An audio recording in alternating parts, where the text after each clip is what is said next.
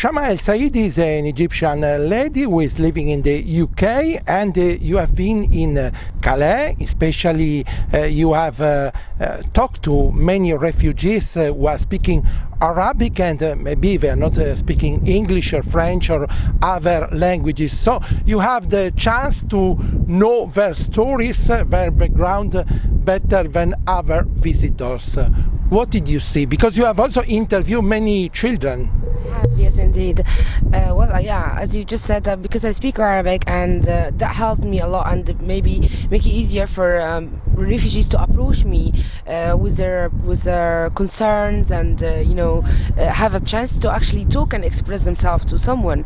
The thing is about the refugee camp in Calais, the jungle camp, that because it's not recognized officially, and this is why there is many organizations are helping. People are having they don't have someone to translate to them. They need people to translate because they need, some people are ill, they need medical care, they need lots of things, and they found it difficult even to express themselves. Actually, some refugees also explained to me that even to apply for asylum, they need some kind of to help to provide information in their own language to them, and they haven't found that. Because I speak Arabic with them and I hear from them in Arabic, this helped me to understand more deep is the problem. Like, for example, when we see from outside, we think like, why the refugees are not claiming asylum in France? Why they really want to stay in a place such as the jungle, which is in a very bad condition and very unhealthy and not safe. While we hear also that the French authority is providing accommodation houses, and where they can be staying in a proper building rather than in tents in such a condition.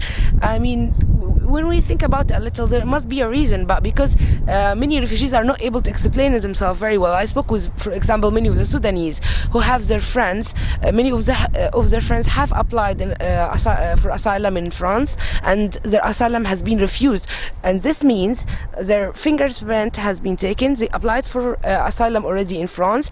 They've been refused. Therefore, they have no choice. Their chance to apply for asylum in another country has been taken away from them. At the same time, they could not get asylum or protection in France, and this leaves them in great danger, because then they can be facing a risk going back to a country where they fled from because of fear of persecution or fled war. And that is a very important principle in human rights and 1951 Convention.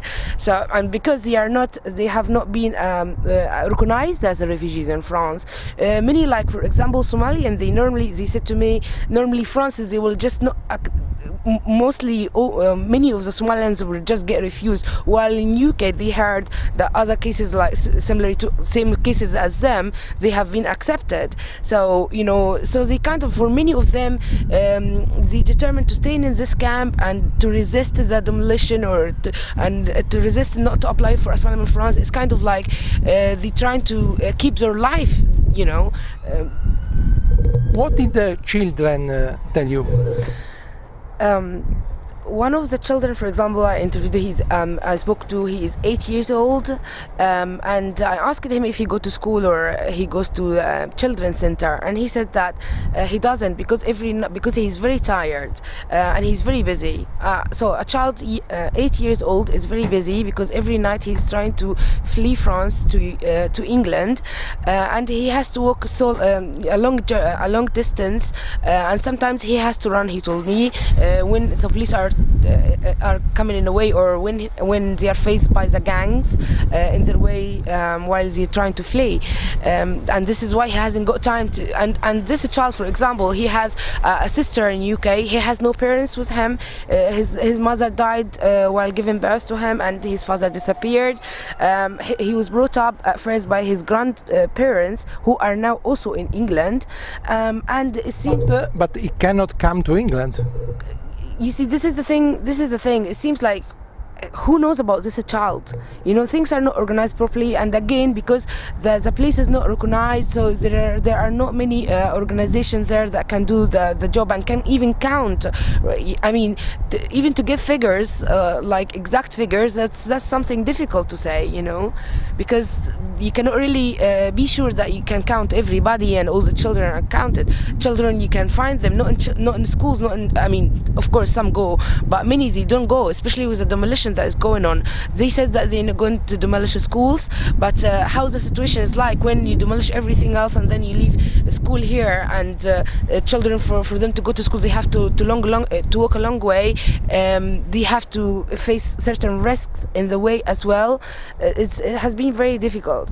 Another child, who is a Syrian child, 13 years old, told me one of the times while he was trying to flee from France to England, he was caught by the police and he was hit on the head by the police. And I asked him, why don't you... Which police, French or British? French.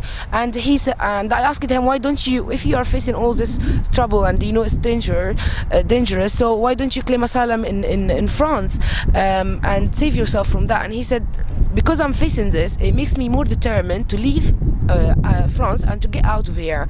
And I don't think refugees are saying that France is like that or French people are like, because we do have it, and they have seen themselves. Some French volunteers in the camp have been very helpful and have been helping refugees, including Doctors Without Borders and many other volunteers that they help in many ways.